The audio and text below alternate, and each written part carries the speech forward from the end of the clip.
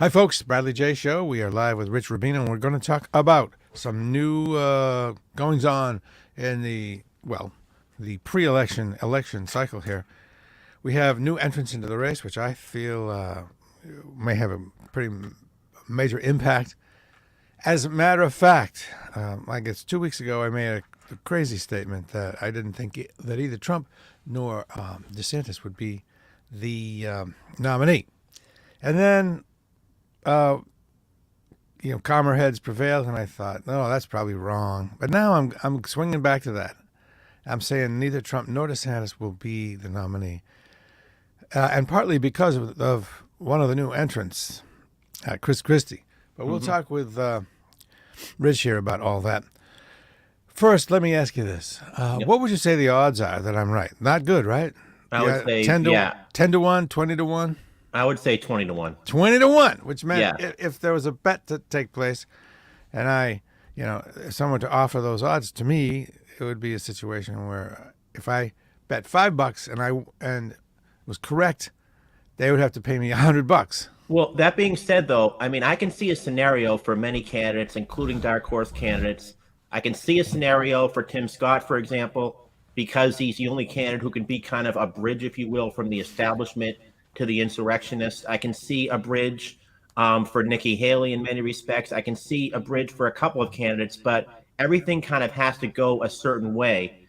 And they have to somehow, for at least for Trump, last time around, 60% of Republican voters voted for somebody other than Donald Trump in the primaries and caucuses. Why did he win? Because he had that very, very fidelitous 40% of the vote in many states, sometimes 35, 36. He didn't even win an outright majority until New York State.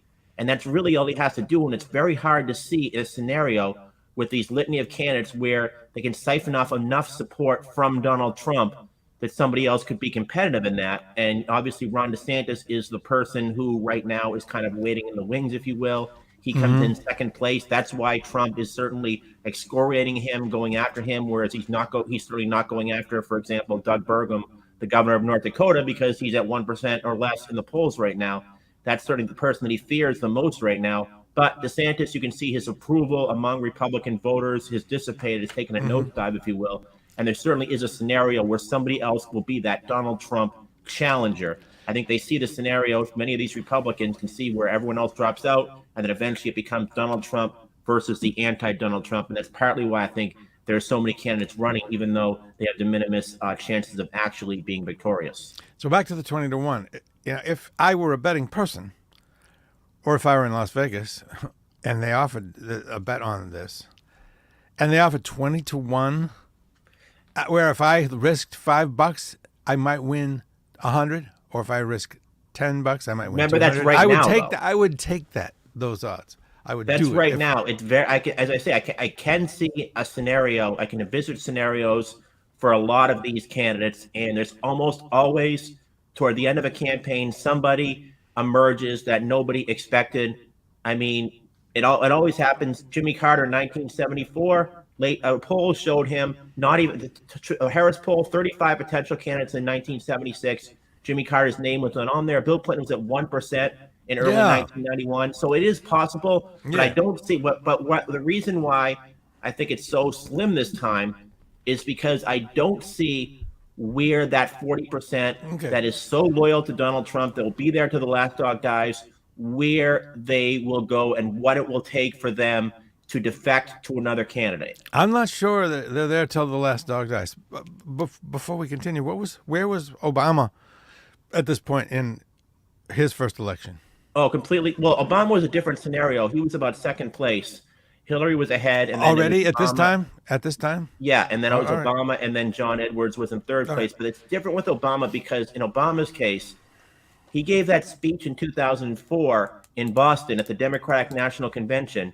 And when he gave that speech, he was a Senate candidate. He was literally a state senator from the south side of Chicago. He gave that speech, and he catapulted to the national. He catapulted to the national conversation. Wow. 2006, he campaigns all over the country for candidates as liberal Democrats or independents like Bernie Sanders of Vermont to conservatives like Ben Nelson in Nebraska. All of a sudden, Harry Reid, Chuck Schumer are saying, you need to get into this race. And they say, this is essentially your time. and he had virtually ecumenical name recognition at the time. So that's a little bit different versus I think some of the Republican candidates right now who certainly were into this, and certainly people in the Twitter sphere know it. But I would be thinking you'd be hard pressed to get many people who could name 5 or 6 of these actual either Republican candidates or prospective Republican presidential candidates. It just most people have kind of other interests, and they're kind of just peripheral interest in it, or they're kind of low propensity voters, if you will. So have you seen pictures of a huge iceberg where it cleaves and a giant chunk falls off? Yes. I picture that happening with Donald Trump.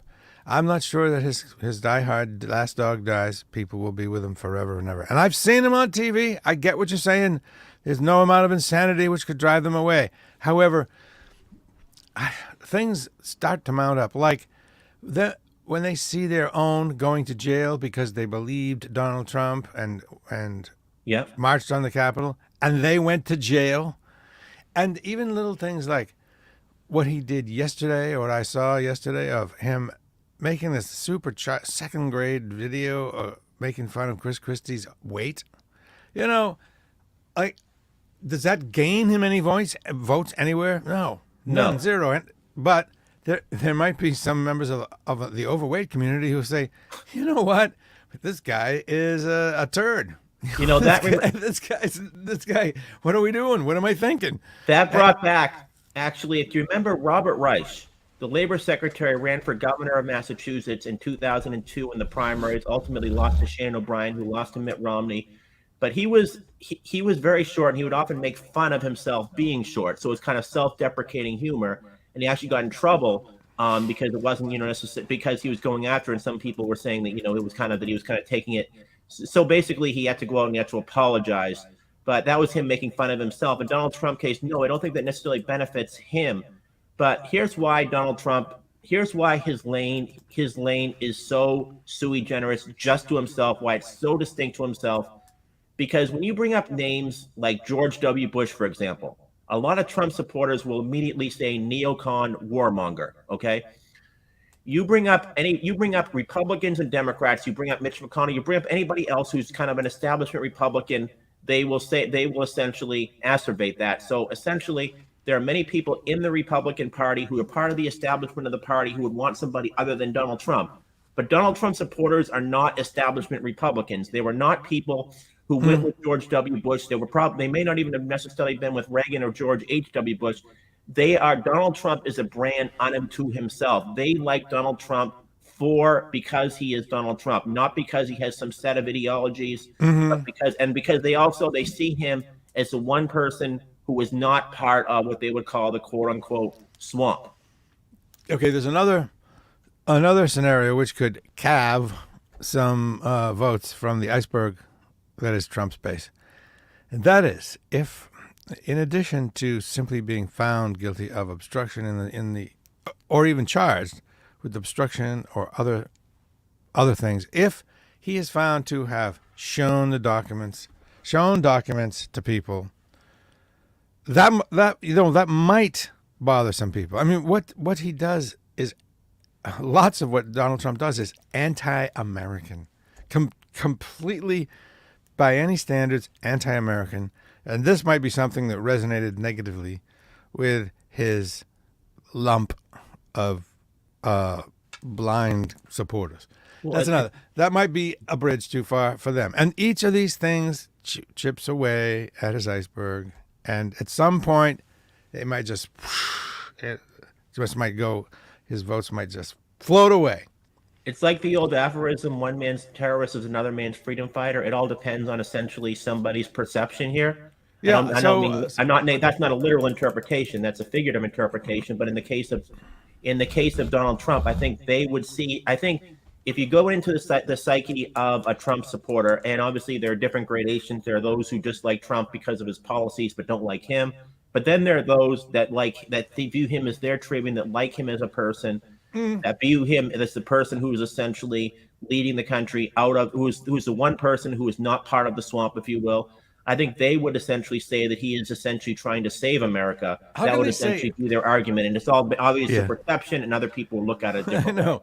To perceive that doesn't have his own giant swamp is crazy. But That's their perception, though. but yes, I agree 100%. Crazy is not a deal breaker, and I get what you're saying, but to be seen to have taken secrets, that caused the death of service people, or put them in harm's way, or if he's being seen to been attempted to sell documents or shown documents, etc., and things like congratulating Kim Jong-un. Even for the completely crazed Donald Trump person, that I feel a few have to break away. I don't see how they like him, continue to like him, because he says Kim Jong-un and Putin are great guys. Okay, here's what their argument would be. Yeah, I think they would say that the Republican Party under George W. Bush, under Lindsey Graham, under John McCain, became the party of warmongers. They became they were neoconservatives who wanted to go to war with just about everybody. Rand Paul used to make fun of Lindsey Graham, saying that, Lindsey Graham's never seen a war that he didn't like. And they would say essentially that Donald Trump understands realpolitik, meaning essentially that you have to deal with the people who are there versus just trying to promote constitutional Republican values. You have to essentially deal with who's ever there, even if they are an autocrat, even if they are a truculent dictator like Kim Jong-un. That's what they would say. And they would say that Donald Trump is essentially somebody who is a man of peace. And they would point out the fact that Donald Trump is the first president who did not attack a major country. He did launch some bombs into Syria. But since Jimmy Carter, I'm just trying to get into their mind. He wanted to attack Iran. Oh, well, yeah. And he was only dissuaded by Mark Milley, I guess. And he also, and sometimes it's downplayed, but he put very debilitating economic sanctions back on Iran, which have which in many respects have absolutely strangled the Iranian economy and resulted in certainly effectuated the impulse of angst against the United States. And that's a country back in 1953, for example, that the United States literally took out the United States and Britain under Churchill and Eisenhower literally took out a democratically elected leader in Mohammad Mossadegh and installed the Shah of Iran. So they obviously have reason, and there's obviously a long history there. But the fact of the matter is, I think that there is this chasm in the Republican Party between folks who are more hawkish, and they're now the status quo ante, versus the current status quo, which is folks like Donald Trump who say, you have to essentially deal with folks like Kim Jong-un. But obviously, there's probably some jealousy there too, why he has this love affair with him. It's just kind of bizarre. So there's a difference between realpolitik and butt licking, right? complete making out with Kim Jong-un politically. I love you. Oh, a handshake. Yeah, you're a great guy. And Putin, he would end the Ukrainian conflict. He would give Ukraine to Putin, and just like that. Now, let's enter Chris Christie. Before we go on, I didn't address this. Phil Cates says, see that tree, that limb, be brave. Climb out on that limb and predict the GOP nominee. I don't know if he's talking to you or me. Probably me, because you are predicting Donald Trump. I can't do that. I see the tree. I don't see the limb. I will say, though, I don't know which direction it's going. I just see that Donald Trump's candle burned brightly in 2016. It didn't burn brightly enough next time, and I see it. I feel it. I feel it sputtering. Sputter, and it's going to go out. I will say, in terms of candidates to watch, in terms of potential dark horses, I actually would watch Doug Burgum, the governor of North Dakota. And you're saying North Dakota is a state with less than 800,000 voters. Why would this guy be a major candidate? And he's somebody that very few people had heard of before this. But yes, he was governor of North Dakota. But before that, he was essentially a tech entrepreneur who sold his company to Microsoft. So he can potentially spend $50 million of his own money in this race for himself. And he's going to garner some name recognition doing this. Now, he's basically a boilerplate, milquetoast Republican. If you listen to him, he talks about innovation, not regulation, for example. What does that mean? His speech announcing his candidacy was very boilerplate, as I say. There wasn't necessarily anything special about it, but he certainly has money. And he's also going to make the case Republicans like to talk about small town values. He's actually somebody who comes from a town of 300 people, and he can really play this culture war again about somebody who comes from the prairie, who comes from the Great Plains, who comes from North Dakota, taking on taking on big city politicians. He can talk about Ron DeSantis. He can talk about Donald Trump in that light. And if Ron DeSantis does falter, he's also somebody who potentially could appeal to some moderates because of his demeanor, but also conservatives because he did two things as governor. One of them was he signed two major items anyways. He signed the biggest tax cut in the state's history. But he also signed, and this would help to secure his bona fides with social conservatives, legislation disallowing abortions after 6 weeks, one of the strictest in the country, very similar to what DeSantis signed in Florida. So he's somebody that I would actually, I'm not that he's going to win, but he's somebody who I think might be very much kind of the Howard Dean of this race. Somebody that all of a sudden people are saying, "Wow, how did he get there?" Great. I'll go back to Chris. Is there anybody else you want to talk about as potential dark horse new candidates before I get into Chris Christie? Chris Christie was certainly be one. I think Mike Pence is very much here's the one thing I'll say about Mike Pence, and I really don't see a lane for Mike Pence right now, because certainly the evangelicals, Donald Trump is likely to win them, but he'll also and the ones that don't go for Donald Trump, he'll be probably split with Tim Scott, maybe some other candidates. The thing that's interesting about this is for the first time since 1940, when Franklin Roosevelt was challenged by his own vice president, John Nance Garner, for the nomination for president in 1940, and the chairman of the DNC, James Farley, who Roosevelt had appointed postmaster general, you have a former president running against the man who he selected as his vice president. This is going to be a very interesting scenario if they get into the debates. And because, Donald Trump was very reluctant to actually choose Mike Pence. There's some history to this. Mike Pence is about 50% chance that he would actually lose his reelection bid in 2016.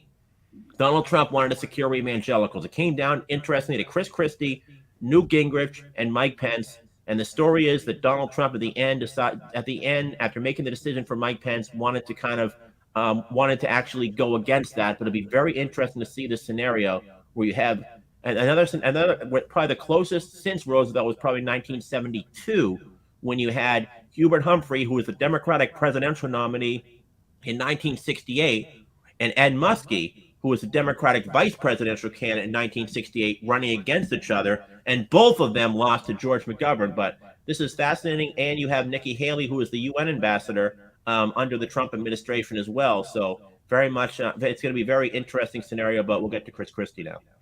Nikki Haley's stronger than I initially, and more substantial than I thought before I spent any time looking at her. But I don't know how popular she'd be. But Chris Christie is the only guy that can go up and go toe-to-toe with Donald Trump. Chris Christie kind of coached Donald Trump in the debates the first time. The first time around. And he's the only guy with the sack to do what needs doing up there on the stage. He's the only guy quick enough and with enough courage. Everyone else is still afraid of Donald Trump. They don't want to say his name. They don't want to incur his wrath.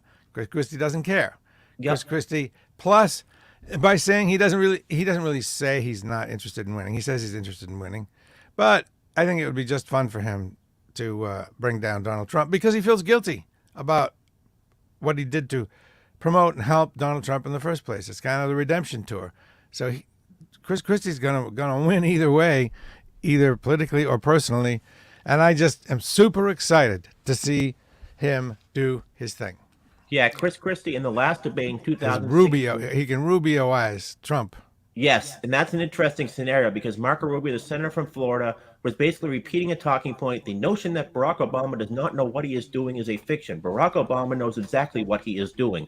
And Chris Christie said, this is why Americans hate politics. You keep repeating the same line, some strategist gave you. Then Marco Rubio, bizarrely, said it again, and then Chris Christie went to him again. And then obviously someone had fed Marco Rubio that you have to use these talking points, and sometimes it works.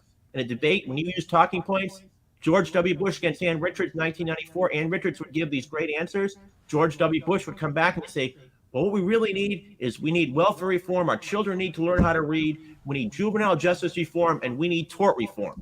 They brought him about his Harkin Energy. He talked about that. And the next day, people actually remembered it, and it was actually beneficial to him. In Marco Rubio's case, He did sound like a robot, and there was actually a guy dressed in a robot uniform working around New Hampshire that would talk about the Marco Rubio robot, just repeating that line verbatim, and Chris Christie absolutely destroyed him. But a couple of things about Chris Christie, and he is obviously a very good debater. The fact of the matter is, Chris Christie, right around after he was elected governor in an odd year, folks like Rush Limbaugh were immediately saying this guy should be our presidential nominee in 2012. Chris Christie kept saying, I'm not going to do it. I'm not going to do it. And he said, short of suicide, I don't know what I can tell you. I'm not going to do it. And he didn't do it. So what happens? He gets reelected overwhelmingly. And then in his second term, you have, well, for one thing, you have certainly the Bridgegate episode, which enveloped his last year in office, but also where essentially he allegedly punished a mayor who did not support his reelection campaign by shutting down traffic.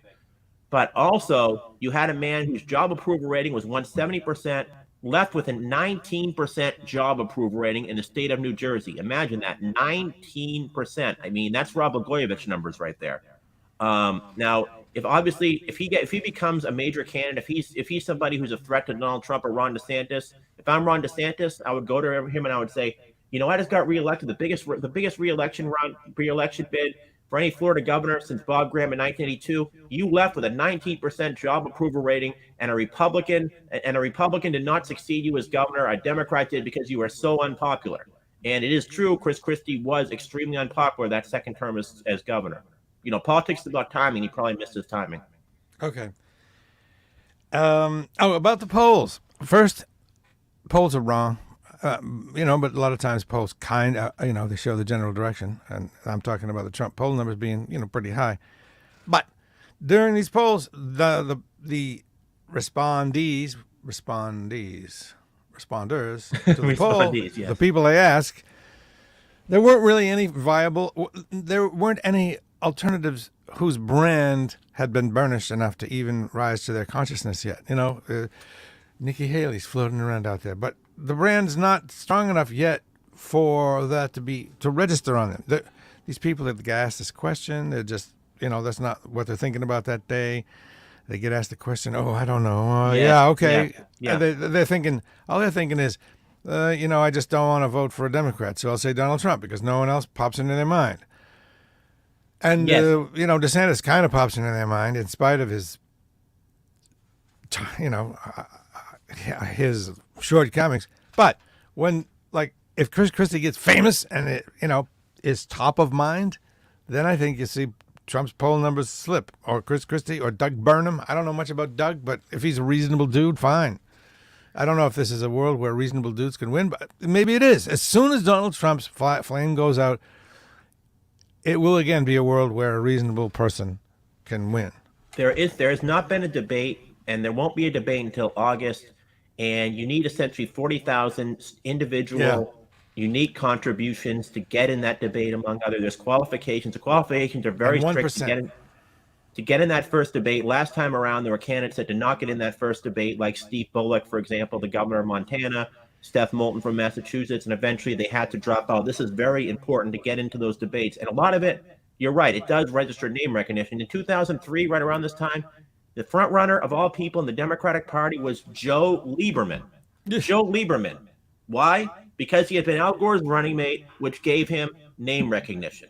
Not because people necessarily liked Joe Lieberman. Once they found out that Joe Lieberman was such a hawk on foreign policy, for example, he landed up going absolutely nowhere in the rest of his campaign. But at the beginning, he had name recognition. And in 1999, when George W. Bush was thinking about running for president, there was a good chunk of people in that poll who believed it was George H.W. Bush. They didn't know there was a difference between George H.W. Bush and George W. Bush, because this was prior to the debate, prior to when people are actually seeing all these candidates. That's why you bring up someone like Doug Burgum, or you bring up Asa Hutchinson, and they're probably don't have very much name recognition outside of their states right now.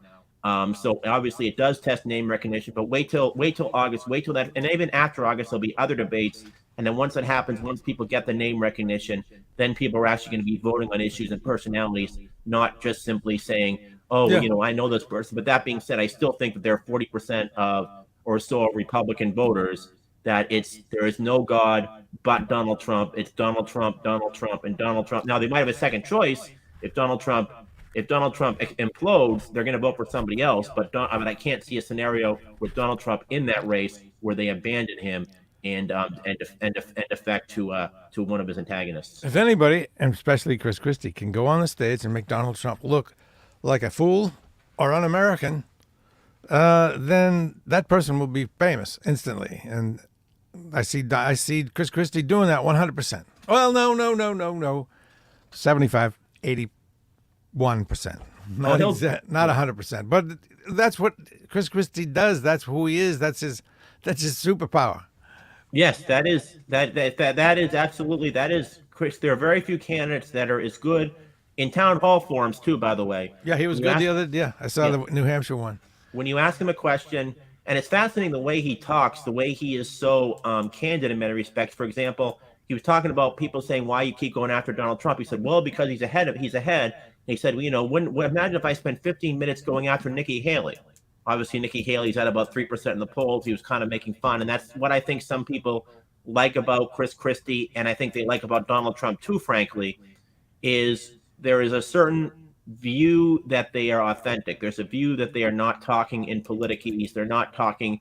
It's not like they're not talking in talking points. They're talking like real people. And that's something, frankly, Joe Biden had. When Joe Biden was running, he would talk about no malarkey when he ran in 2020 and all of his other previous presidential campaigns. When he was thinking about 2008 running for president back in 2005, usually they say, oh, I'm not considering that right now. Biden was on Meet the Press. He immediately says, yeah, I'm thinking about running for president. So there's something about being candid, and there's something about the view, at least the shield of, or the perception of authenticity that I think Chris Christie had, that I think Joe Biden has, whereas somebody like, for example, John Edwards, I think, had a problem with that. Had a problem in sense that sometimes when he would repeat the same line about how his father worked in a mill all his life, it appeared like he was, and his father ended up abandoning the mill, by the way. It appeared that he was just simply using talking points, or sometimes, you heard this in many respects with Mitt Romney when he talked about how he hunted. I was a lifelong hunter, and it turned out, he hunted two times in his life, for example, or John Kerry. And John Kerry, in many respects, I think that would sometimes kind of talking points. It was hard to kind of view him as authentic, but that is Chris Christie's brand, is being perceived as authentic. And there's a certain power in being perceived not to be desperate for the job, like Chris Christie is perceived not. Like he says, and you kind of believe him. Yeah, I'd like to do this, but there's a perception I perceive. He's doing this to. I like the redemption factor. I think it brings a certain strength, and it might help him. Being perceived as desperate for the job doesn't help you. But go ahead. I'm just going to say one thing. I think that Bill Clinton, though, was an interesting counterpoint to that, because when he was running in 1992, after the whole issue with his alleged draft dodging, Jennifer Flowers, and people were saying it's time for you to drop out, he was somebody who wanted to be president since he was a teenager, literally. And he would go out there and he would campaign. He said, I'm going to be with you till the last dog dies. He kept campaigning in New Hampshire. And I think people in New Hampshire came to appreciate that. And then when he came in second place in New Hampshire, he declared himself the victor and basically said, I'm the comeback kid. And said, I'm going to beat Pat Buchanan in November because Buchanan won 40% of the vote and embarrassed Bush. And Paul Tsongas had won, but Paul Tsongas was from a neighboring state. Clinton had essentially gone down. Clinton had gone down below Tom Harkin for a while, but then he came back up because he kept campaigning. And people really appreciated that. Now, Hillary Clinton, on the other hand, sometimes I think when she ran for president in 2008 and in 2016, but really in 2008, one of the reasons why I think Obama was able to take where there was a gravitational pull to Obama and from Hillary, is that some voters in the Democratic field tended to think that Hillary Clinton almost wanted it too much. Yeah. So Bill Clinton wanted it too much. Democratic voters loved that. They loved certainly his stamina. In the case of Hillary Clinton, I think some people started to view that ambitious as having actually deleterious effects on her. Right. So we did talk about Biden for a second there, and related to that, Phil says, okay, easier than choosing the nominee for the conservatives. Will Biden be the Democratic Party's nominee, he meant. It's hard win the Democratic Party's nomination. Thought I saw a rare typo there from Phil, but no, did not. So go No. ahead. The answer is yes, right? Definitely. Yeah, if anybody, first of all, I don't see a scenario where any Democrat, well, he's got a few opponents. He's got Marianne Williamson. She's kind of a gadfly. She's going to get about 7% of the Democratic vote. There are some voters who are very loyal to her. I don't see where she can. First of all, there's no way Biden would ever agree to debate one of his opponents. He can only lose on that. Yeah. Robert Kennedy Jr. is in the race. He's actually going to take some conservative type independents who would vote for him because he's anti-vaccine mandate. He kind of does it in a liberal argument, basically said it's a war on the poor, that type of thing. But I don't see him actually being more than somebody who potentially could actually do very well in one or two states, and then kind of dissipate. But if there's any establishment Democrat, as I always say, that gets into this race right now, they're going to be blackballed because when a president is challenged has a major challenge, they generally, at least in modern times, lose in the general election, having a divided party. That happened to Ford in '76. Reagan challenged him. Ford lost in the general election. Jimmy Carter 1980, Ted Kennedy, Jerry Brown, and Cliff Finch all challenged him. Jimmy Carter loses in the general election. 1992, Pat Buchanan challenged George H.W. Bush. Pat Buchanan wins 40% in New Hampshire. George H.W. Bush loses the presidential election. Contrary-wise, Ronald Reagan, Bill Clinton, and Barack Obama did not receive major challenges for the nomination. And what happened? They all won. They all won very comfortably in the general election. So that is something when the party is divided like that, that person is probably going to be blamed, especially if they actually lose in the general election, which is what the recent precedent was. The person is always going to be blamed, rightly or wrongly, for that. All right. And as an aside, I just wish Vermont's Bernie would zip it. He irritates me. Well, it's interesting though. Bernie actually has been very loyal to Joe Biden. Good. And he came out right as soon as Biden announced, because Bernie Sanders had been thinking about running himself. I know he's 81 and all, but he'd been seriously considering as soon as Joe Biden. He basically says, and Bernie Sanders is somebody, and a lot of people on the left were very critical, certainly of Bill Clinton, critical of Barack Obama for giving too many concessions to Republicans, not being progressive enough. But he really has not given that criticism to Joe Biden. He basically has the argument that Joe Biden, he says, is a lot different as president than he was as senator. As senator, he was very much the quote-unquote new Democratic Leadership Council, a lot more moderate, somebody who was very, for example, tough on crime, kind of use that kind of, traditional conservative trope sometimes. But he has not any somebody who's voted for NAFTA as well. As a president, he's actually he could make the case in many respects in terms of domestic legislation. I think he would make the case after 2 terms he could remember the way FDR or LBJ is in terms of bringing about liberal domestic legislation, as opposed to somebody like a Carter or an Obama or a Clinton. But there is going to be a third-party candidate. Student debt forgiveness is an example. That's something that certainly the left has been pressuring him on, and it is certainly something that Joe Biden has agreed to. Something to Joe Biden support, something that only 2 Democrats, Jared Golden of Maine and Congressman Perez of Washington, voted against in the House of Representatives. So he's kind of brought the Democratic Party. And the Democratic Party, the New Democrats, the moderates of Bill Clinton, are basically meeting a phone booth right now. They still have phone booths. The Democratic Party has become more progressive. Now, there are some in the progressive movement who will still not accept Joe Biden. And Cornel West, the professor, theologian, and philosopher, is one. And he's running as for the People's Party's nomination this time around. And he's called Donald Trump a neo-fascist, and he's called Joe Biden a milquetoast neoliberal.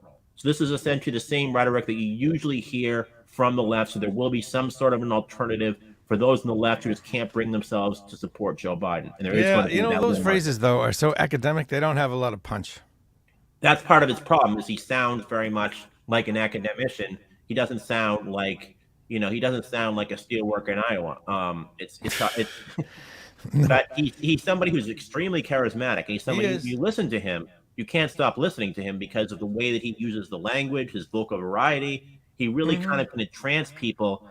Whereas, his predecessor on the left, I think, for example, Ralph Nader, could be very stagnant, could be very milquetoast, and not necessarily inspiring. Cornel West is somebody that can really inspire a lot of people. Now, that being said, I don't think he's going to garner a lot of support this time because Democrats are going to say this is the most important election of our lifetime, and we do not want, especially if Donald Trump's a nominee, we have to do everything possible so that Donald Trump does not get into the White House, and that's going to dissuade a lot of voters, except for the most vociferous Joe Biden, liberals who do not like Joe Biden or he cannot get themselves to vote. But I'm guessing that's going to be less than 1% this time. And he'll probably split the left vote with him and whoever the Green Party nominee is, but it'll be de minimis probably. One thing that seems to be going well for the Democrats is that their more hard left wing is not making a lot of noise and not giving a lot of cudgels to the right to beat them with. They're not saying crazy lefty things at this time. I hope they continue to do that. At least if they're saying them, I'm not hearing much about them. No, I mean, you obviously, and you Democrats are not a monolith. It's like it's like the old aphorism by Will Rogers, right? He used to say, "I'm not a member of any organized party. I'm a Democrat." Because you're always going to have people in different factions of the Democratic Party, and the media and members of the media, the mainstream media, generally tends to focus on people on the Republican side that are the farthest right, on the Democratic side that are the farthest left. But generally speaking, there's a center left and a center right in both parties. Many of them very uninspiring. Many of them will actually do work together, bringing on legislation or bringing spoils to their districts, that type of a thing. But obviously, if somebody makes a statement to the far left or the far right, those people generally will get more press coverage. I was kind of happy to see the CNN boss get fired. He'd had a lot of problems. He speaks well of you. He always does, I know. But I don't feel the same way about him as he does about me. I know. I'm glad you said that. I love that line. But so sorry. He he's had problems. But then to do what he did with that phony town hall in New Hampshire that's set up, packed with Trump people, giving oxygen to Trump, that's not right. I mean, you should, if you want to have a cross section of folks and enough of them like Trump to register, okay. But to pack the audience with Trump people, that's not cool. I mean, that was the straw. That bleep-de-blap. He's gone. I'm glad. Goodbye. It was interesting, that scenario, because you have a scenario on CNN of all top places where Donald Trump comes and he does a town hall, and every time Donald Trump either goes after the moderator, goes after liberals, goes after any other group, the crowd and many of them are supposed to be undecided voters, ends up cheering them. But obviously, the other side of that was, if I can just play devil's advocate, if you have Donald Trump, if you're having a forum, the people who could actually vote for or against Donald Trump are independents and Republicans, at least in the state of New Hampshire. So obviously, those people, whether Donald Trump's their first choice or not, Donald Trump is very popular within the Republican Party. 94% of Republicans last time around voted for Donald Trump. So he may not be somebody's first choice, but they still probably don't have don't have an off-putting perspective on him. So obviously, these people are going to cheer, just like they did, by the way, in other forums for Mike Pence, for Nikki Haley, when they got up and gave speeches, when they got up and talked. That doesn't mean they're necessarily going to support them in the general election, but they're conservative-leaning voters. So obviously, there's a reason why they're conservative-leaning voters. If somebody gives a conservative talking point or says something that they like, they're going to applaud. So what about this? The CNN ratings had been slipping. It was a real problem for them. They knew Donald Trump's a ratings getter. And so they agreed to whatever stipulations Donald Trump's people introduced. And those stipulations might include packing the audience with supporters. Well, I mean, it's certainly, people were talking about it, right? I mean, generally speaking, in politics, just like in broadcasting, if people are talking about you the next day, it certainly benefits you as opposed to being irrelevant, because the next day people were not talking about MSNBC. They were not talking about Fox. They were not talking about One America. They weren't talking about Newsmax. They were talking about Donald Trump, and they were talking about CNN. So what happens? It gets in the subconscious. People are now thinking and talking about CNN. And even now, the fact that we're talking about them shows their relevance. Yeah, they sold their soul for the ratings, which is all too common. This is probably a good place to end. I do want to make an announcement, though, as far as replacing, what's his name, Bill Licht at CNN, that I've decided not to accept any offers that may come. I just want to preempt any offers and saying, you know what, I'm liking what I'm doing now, and I'm not in the mood for that job, and no amount of money. I don't think any amount of money would get me to take it. So, Really? they could save their time and just move along. Hold on, Wow. we have one more question. Let's finish up with the issue here. And I didn't proofread that, which is always dangerous. The issue here in predicting the outcome of the election, either primary or general, is that people polled are not represented a representative sample of Trump supporters who are unlikely to talk with a pollster. Oh, that could be good. The Trump voters, he's saying, would just go, get out of here, hang up. Is that what you're saying, Phil? And of course, those are going off the grid entirely. So maybe he's saying that there are more Trump voters than the polls show. That's what's called the Bradley effect. Yep. In 1982, there was a governor's race in California. Tom Bradley, African American, was the Democratic nominee, and polls showed that he was going to win by about 10 points. What happened? He lost. So the argument that many Bradley supporters said was that there were probably people who told pollsters that I'm going to support Bradley for governor. Then they went to the polls and they could not support the African American for governor. But the other argument, Jerry Brown, the governor of California, was running for a Senate seat that year, and he landed up losing that Senate seat. And he was very popular earlier on in the race. So there was kind of a dissipation of people coming out for Jerry Brown, and that might have depressed turnout. And that may be the reason why Bradley lost that election. But the reason I mention this, and by the way, Doug Wilder in 1989 running for governor of Virginia, he was also African American, became the first elected governor, African American governor in American history. He was supposed to win by about 10 points. He barely eked out a victory. So that's another scenario where maybe there were people who could not vote for an African American, but told pollsters that. You never know if somebody is hanging up. Well, you can tell if they're hanging up because you just don't register them. But you don't know how many times people will say, "Oh, I'm going to support Donald Trump," or "I'm not going to support Donald Trump," and then when they go to the polls, they're actually going to do that. It's not an exact science. You have to take it their word. It's like calculus. You just have to make just a projection. You have to say, this person says they're going to vote for that candidate. Therefore, we're making it finite that they're going to do that. All right, one more question. Is Donald Trump, in your opinion, the most beatable of all the candidates on the right side so far? Probably. Interesting, right? Yeah. That is such a gift. I mean, you're playing with fire, because if he did get in, it would But I mean, catastrophic. He would pillage and burn and destroy. He would get even. He as messed up as he was the first time. He's way more unhinged this time and cares way less. It would be awful. But he is the most beatable. Probably, but 94% of Democrats voted for Biden. 94% of the Republicans voted for Trump. I don't really think it matters that much in the general election. We're so ideologically homogenized right now. Who the two parties actually nominate as their candidate. Partisans are going to vote for that, are going to essentially vote for either Joe Biden or Donald Trump, if those are the two nominees, or Joe Biden and Asa Hutchinson, or Joe Biden, and Doug Burgum. You name it, it's probably going to generally be that way. Now, there is a scenario. There are a couple of them. There's no labels, which is trying to get ballot access in case there is two candidates on the extremes, that they would actually get a centrist independent, and they're doing very well getting ballot access. And there's a forward movement by Andrew Yang. Yeah, he's the one who's going to give everyone $300.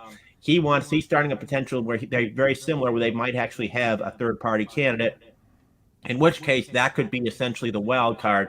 And the question is, if Trump is the nominee, will there be some low-propensity Republicans or weak partisans that might decide they're going to go and vote for that third-party candidate? I see. It was only 300. I thought it was 1,000. Andrew Yang. Yeah. So, really, 1,000? That's not going to change my life, really, or anyone's life. $1,000? That's just buying votes, guaranteed. Right? He was basically guaranteed earned income. He was talking about the fact that technology is supplanting many jobs. Yeah. So therefore, during the transition, there needs to be something so that essentially you don't have riots in the streets, that type of thing. Yeah. I mean, there are some people that surprise me that agree with that. Okay, this is a good one, 44 minutes and 26 seconds. A good place to end. You got your book right there to show. In the meantime, let me tell you that I'd like you to go to my YouTube travel channel, Bradley J. Travel. Bradley J. Travel. Now, your book. Tell me the name of the book. Yeah, go ahead. American Political Trivia Challenge, Political Trivia on Steroids by Rich Rubino. Right. Christmas is coming up, as it always is. Yes, it always is. Absolutely. So beat the rush. Get it now. Thank you very much, Rich Rubino. We'll talk to you soon. Thank you so much for having me on again, Bradley. Okay. Bye-bye.